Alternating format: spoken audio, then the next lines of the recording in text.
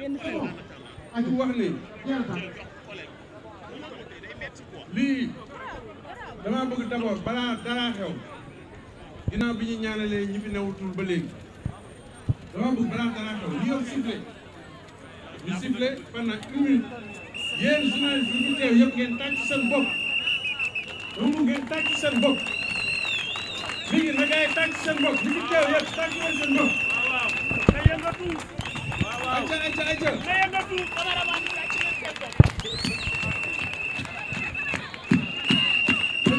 na gën a fort waaw jërëjëf xam nga lu tax ma ne leen ngeen tàccu seen bopp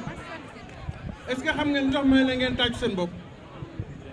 parce que yéen journalistes yi yéen techniciens yi yéen caméraman yi yéen photographes yi yéen reporters yi yéen réalisateurs yi yéen monteurs yi ñu ci bëri ci réew mi dañu ñoo commencé yàpp ñu ci bëri ci réew mi gisatuñu suñu njëriñ ñu ci bëri ci réew mi ndax léegi nag internet dafa am ak YouTube jàpp nañu ñoo ma yem te mbir yi dafa am différence da ngeen a jàng comme ñëpp ami diplôme comme ñëpp mënoon dem def beneen métier comme ñëpp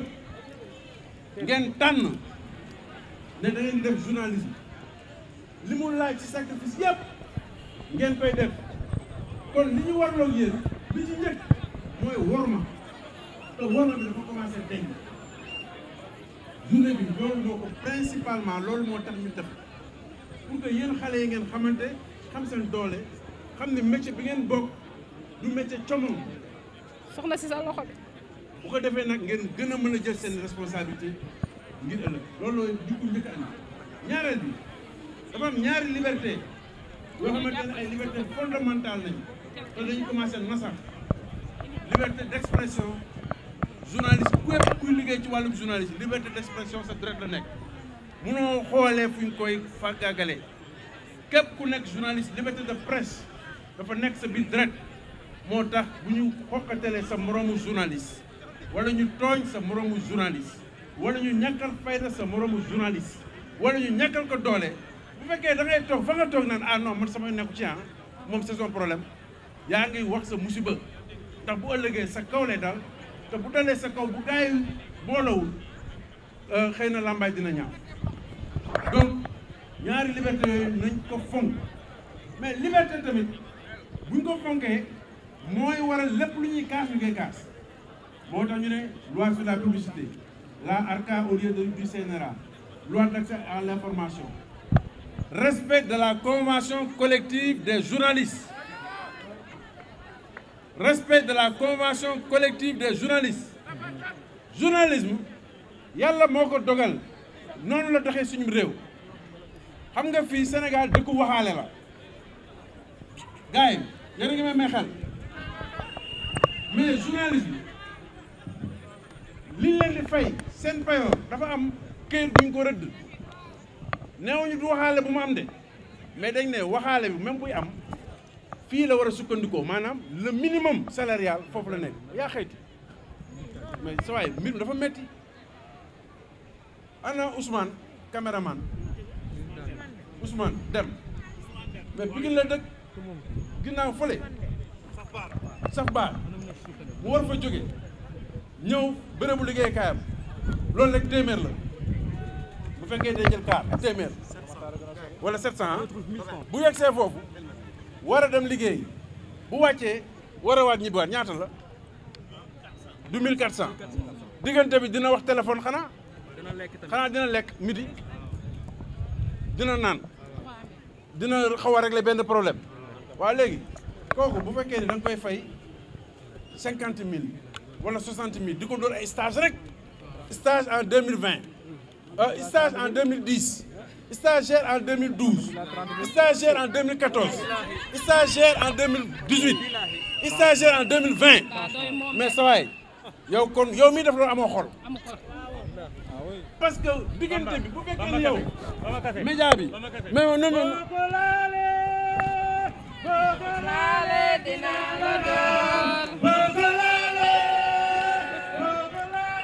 nañu laaj 30 000 francs. nañu laaj 30 000.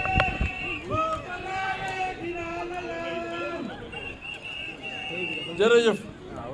jërëjëf Sambou xam naa ne bi nga doon laalit balaa ngaa ñëw enfin bref li ma bëgg wax foofu mooy médias yi journalistes yi étudiants yi patrons yi ñun ñëpp ñoo bokk même famille nañu ànd di xeex mais bu ñu xeexee ba mu commencé sotti nañu gestu gaa yi nekk ci suuf loolu tamit il faut mu am en grand ñaa il faut que muy am xeex bi ñu war a xeex mooy nañu fexe ba mu am une nouvelle loi sur la publicité bu ko defee publicité bi di dem ci médias privés yi ndax médias publics yi dañuy jot subvention bu jóge ci état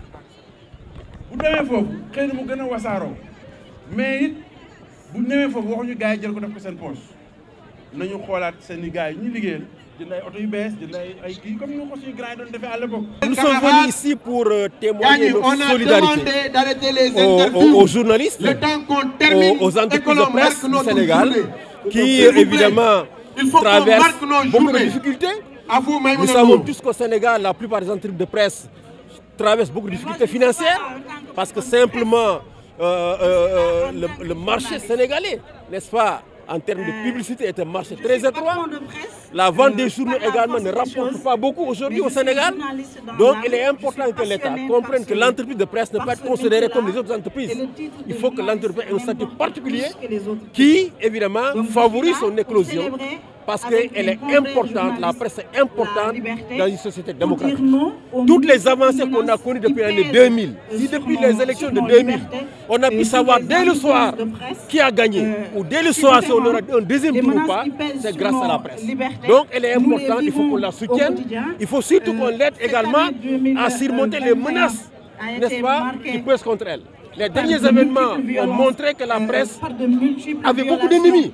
On a vu des personnes attaquer des groupes de presse parce qu'ils pensaient que ces groupes étaient du côté de l'État. On a vu aussi l'État couper le signal de Walfadjri, couper le signal de Sen TV, simplement parce que ces médias informaient les Sénégalais de ce qui se passe sur le terrain. Nous pensons que ce sont des menaces extrêmement graves. Et il faut que les citoyens se mobilisent, n'est-ce pas, pour préserver les médias, préserver leur viabilité, parce qu'on en a besoin pour l'avancement démocratique du pays. waaw dafa ñëw rek pour wane suñu soutien ci presse Sénégal mi nga xam ne joué na rôle bu am solo pour avancement démocratie bu Sénégal wax naa ko ci nasaraan su dee depuis élection 2000 saa yu ngoon jotee rek xam nañu kan moo gagné wala kan moo wala deuxième tour du am wala du am loolu médias yi ñoom ñoo ko tax médias ñoo tax Sénégalais wóolu processus électoral ba yeneen fitna yi du am kon nañu xam ne média dafa am solo ci société démocratique loolu su weesu média yi ñu ngi jànkuwante ak yeneen difficulté gis nañu événement yi passé am na ay citoyens sénégalais yoo xam ne dañoo demoon taal ay média ñax ay média parce que dañu yaakaar ne média yooyu dañu ànd ak état loolu dañ ko war a ñaawlu ko waat te vraiment woo nit ñi pour que ñu dal n'est-ce pas xam ne média naka lañ fi kenn duñu informer sénégalais di ñaawlu tamit propension bi nga moom la état am jamono yi saa yu média defee reportage bu ko neexul rek ñu coupé signal loolu je crois que dafa ñaaw waaw li xewoon ak Walfadjri ak Sen TV ñu ngi ko ñaawlu parce que ñu doon def mooy informer sénégalais yi ci li nga moom moo doon xew ci biir te loolu maanaam droit sénégalais yi la pour ñu xam lan moo doon xew ci seen biir réew kon média yi ñu doon def seen liggéey rek te loolu tax na bi ñu coupé seen signal moo tax vraiment ñu ngi encore une fois ñaan képp kuy citoyen sénégalais dañu xam ne média am na importance ci réew mi dañu ànd ñu ñëpp jàppale leen ba bépp gàllankoor ak bépp menace boo xam ne mu ngi pesé contre média yi ñu mën ko surmonter. alors xam nga de façon générale këru tas xibaar yi peut-être réalité yi bokkuñu mais ku nekk ci wàll wa nga féete war nga xool li nga xamante ne nii moom mooy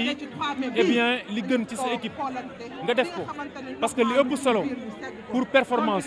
mooy humainement nit ñi sentir seen bopp ci li ñuy def donc je pense que ñi nga xam ne matalewuñu ko ñu ngi leen di oo pour ñu matale ko parce que c'est important képp koo xamante ni jaar nga si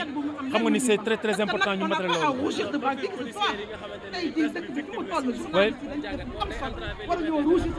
Oui, non mais c'est que parfois il y a des malentendus man je trouve qu'il y a des malentendus parfois entre presse bi ak force de l'ordre yi parce que ñoom ñaar ñëpp ñoo bokk lu ñuy def mais parfois de part et d'autre mën nañu outrepasser seen ay droits wala ak seen wareef parce que fekkee ne journaliste bi dañu ne ko fii nga war a yem mu ne non damay liggéey dépassé foofu day am mën na am gàllankoor bu fekkente ne nii kii di policier bi dañu ne ko sa liggéey lii fii la yem bu ko jalgatee lortaskatu xibaar bi aussi def na lu ko waral ñu ñëpp doomu réew mi lañu alkaati bu jóg taxaw pour def force pour def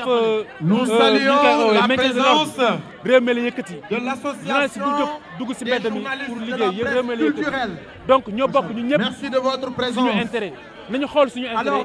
ñu dox ensemble vers l'intérêt du Sénégal. Une icône des médias.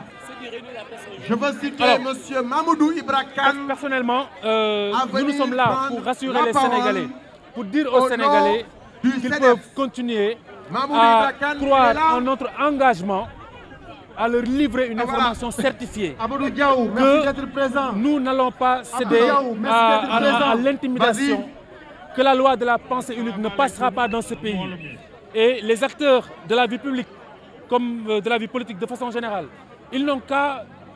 tenter ou essayer de faire les choses à l'endroit. Parce que nous serons là en sentinelle pour dire les choses, pour dire les faits, pour enfin aider les Sénégalais à se forger une opinion sur la base d'éléments d'appréciation solides et fiables.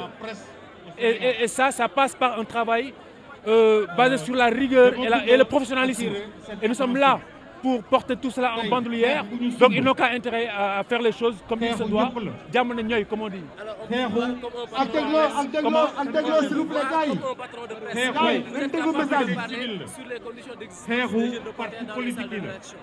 alors, moi je pense fondamentalement que c'est certainement au cas par cas. Donc les organes de presse qui n'ont pas encore pris les dispositions nécessaires pour mettre leurs reporters, leurs rédactions dans de bonnes conditions, moi je les appelle à s'aligner. Parce que de toute manière, pour avoir une performance, il faut absolument privilégier la condition de l'individu, sa condition, je veux dire de façon générale, au plan moral, au plan matériel et au plan humain.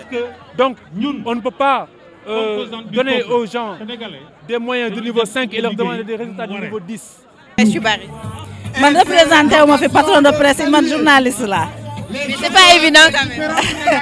Mais lépp lu ma mën a am ci àddina statut journaliste moo ma ko gënal leneen li yëpp day ñëw tegu. Voilà, donc je suis là en tant que journaliste pour célébrer la liberté, pour dire non aux menaces qui pèsent sur nos libertés ak fu mu mënta jóge mu jóge ci nguur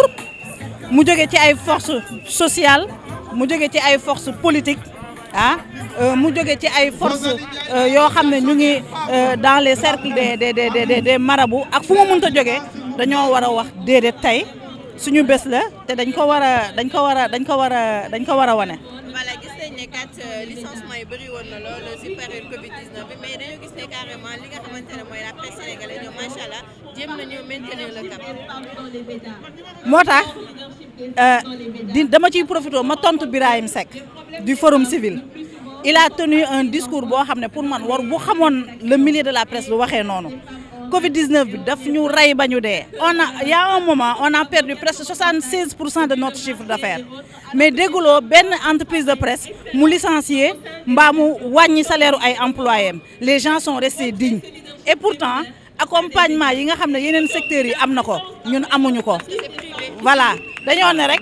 waaw baal nañ leen impôt ak yenn cotisation sociale yi mais loolu c'est peanuts, ça ne veut rien dire.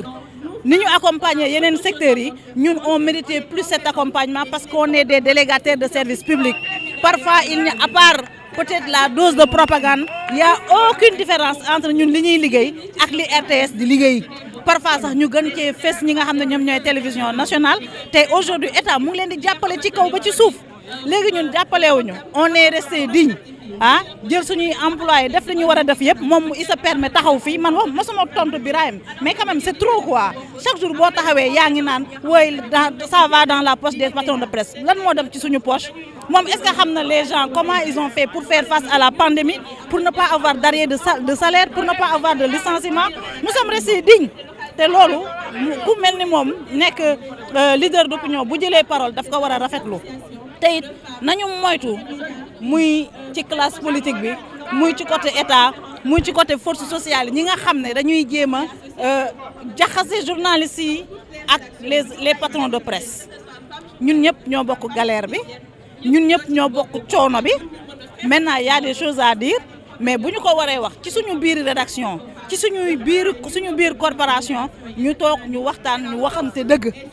voilà footum biir nekk journalistes yi tamit dama leen di ñaan surtout les jeunes là ku ci def ñaari at 5 juróomi at nga foog ne ndax yegg nga sa exercice favori mooy di saaga sa mag yi te mag yooyu tey boo munee toog di def métier bi di wax dara du la ci fekk yàlla ak ñoom la nañu respecté suñuy mag nañ leen fonk nañ leen di woo ci suñu rédaction yi di dékk suñu nopp ñu ñuy conseiller parce que li ñu def ñun defuñu ko li ñu ñeme woon ñun ñemewuñu ko voilà ces gens-là ils méritent le respect toog di saaga des jeunes journalistes pour man loolu du ndam tamit beneen affaire bi nga xam ne mu ngi commencé di ñëw dañu bëgg a xaajale ñenn ñi ñoo bokk ci camp présidentiel ñenn ñi ñoo bokk opposition la vocation d'un journaliste c'est pas ça te journalistes yi nga xam ne dañuy am complexe boo toogee foog nga ne yow da nga war a wax lu neex opposition bi loolu tamit du journalisme nañu taxawaat suñu place ñi nga xam ne ñoom ñooy les forces politiques ñu yemale leen di leen jox parole bañ a dugg ci yenn manœuvre politique yi bañ a dugg ci yenn marchandage politique yi baaxul. Pourquoi est-ce que xam nga ne parfois mu am des actes qui sont posés patron ba yëgu ko c'est le fait de journaliste. Il faut arrêter de penser que à chaque fois que média jeng wala média def benn affaire bi le patron est au courant boo ñëwee nga nekk nga jiite organe de presse ah man ce que fait la rédaction sama yoon nekku ci parce que c'est la liberté ñoom ñooy délibérer ñoom ñooy décider parfois nag journaliste am taxawaay boo xam ne baaxul yow nag patron bi sa responsabilité la nga delloo si waat ko donc bàyyi leen patron de presse. C'est-à-dire une entreprise de presse sax boo ko jiitee nga bëggal sa journaliste yi jàmm waroo dox ci yooyu lii def le respect lii tax ñu respecter entreprise de presse mooy crédibilité mooy indépendance bi ngay jéem a wane ce n'est pas facile voilà mais indépendance bi ngay wane mooy crédibilité bi ngay taxawee mooy ni ngay taxawee ci wetu ñi nga xam ne ñoom ñooy citoyens yi voilà donc ça c'est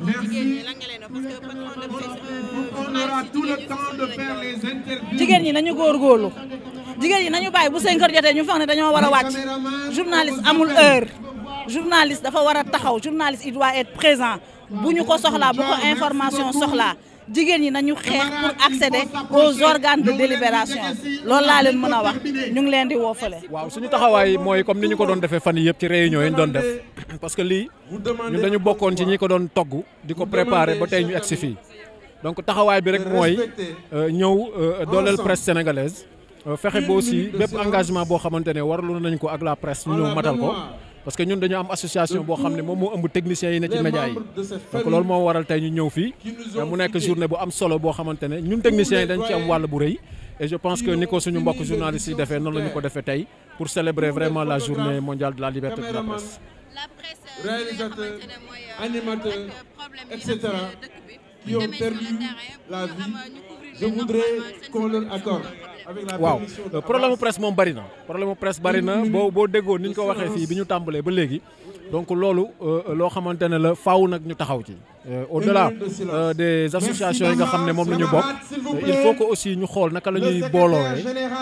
def benn bloc fexe aussi ba jàmmarloog ñi nga xamante ne ñoom ñooy teg fitna presse sénégalaise parce que presse sénégalaise dafa am ñaari pàcc boo xamante ne da ci am problème benn pàcc bi mooy ñi dal ci presse bi jóge ci nguur gi wala ñu jóge ci parti politique yi wala ñeneen mais aussi ñi nga xamante ne ñoom ñoo nekk ci biir presse bi tamit di def loo xamante ne presse bi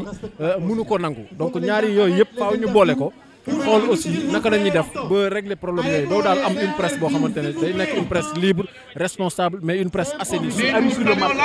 Parce que justement la bizarrerie réside dans le fait que le journaliste arrive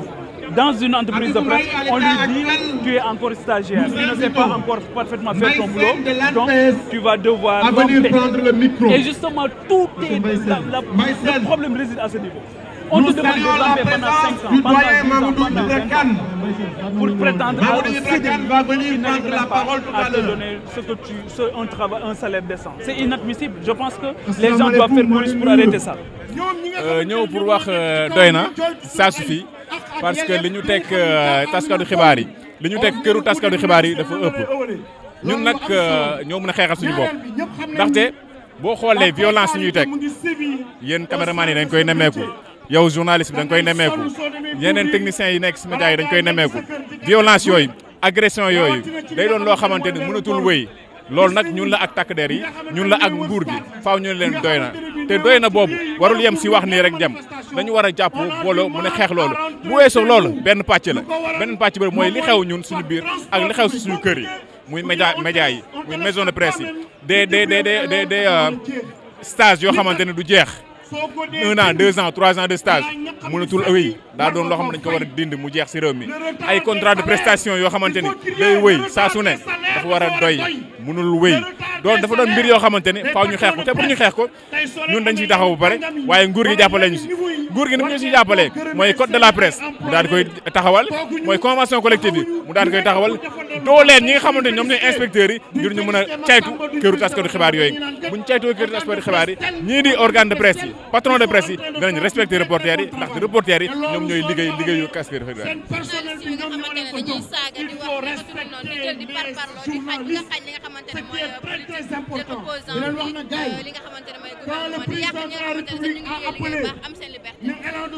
dañ koy ñaawlu parce que buñ jaaree école daa am lu ñu la jàngal li ñu la jàngal nga war a appliquer même si réalité terrain bi am na loo xamante ne du bokk waaye journaliste bokkul parti journaliste bokkul ci beneen organisation journaliste kenn la faral muy dëgg kenn la faral muy information juste information vérifiée ngir jox ko nga xam ne moom mooy askan wi toog si télé toog si rajo di bind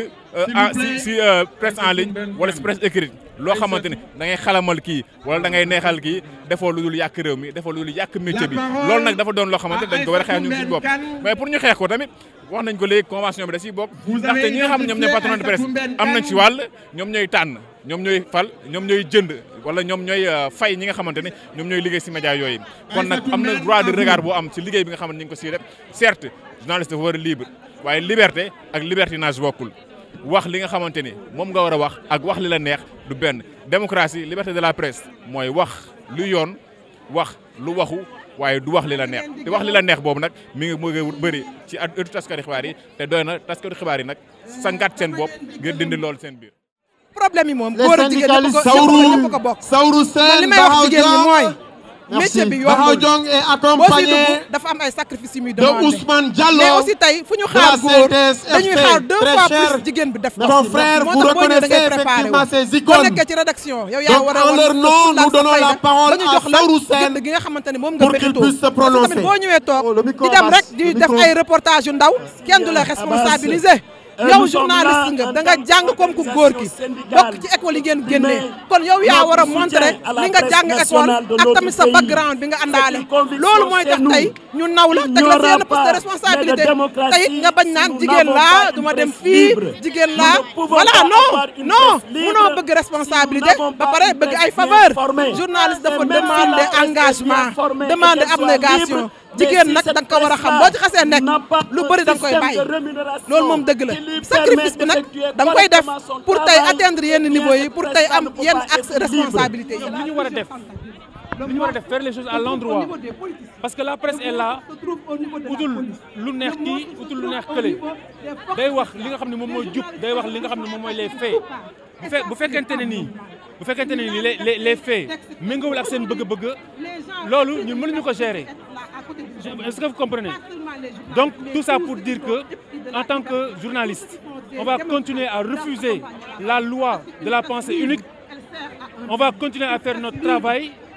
sur la base des chartes qui régissent notre métier. te loolu kese mooy li nga xam ne moom moo ñu tënk mais du ay intimidation du leneen